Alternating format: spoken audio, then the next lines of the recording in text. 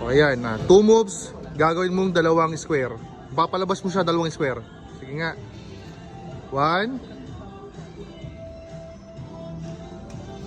2. Ano yan? Square malaki, square malaki. Dapat balance yung square, pareho ng size. Yan, PIC. 2 moves, gagawin mo siyang dalawang square. In 2 moves. 2 moves. Yes, 2 moves. Nasagot yan sir kayo na ni Christian. Tsaka ni PIC Ray. Dagan mo na lang ng isa para maging dalawang square. So, Sa nga lang, dalawang square na eh.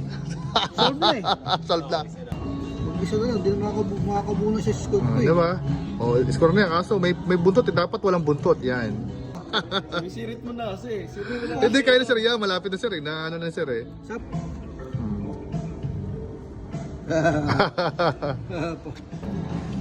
Hindi sir, kaya mo yan.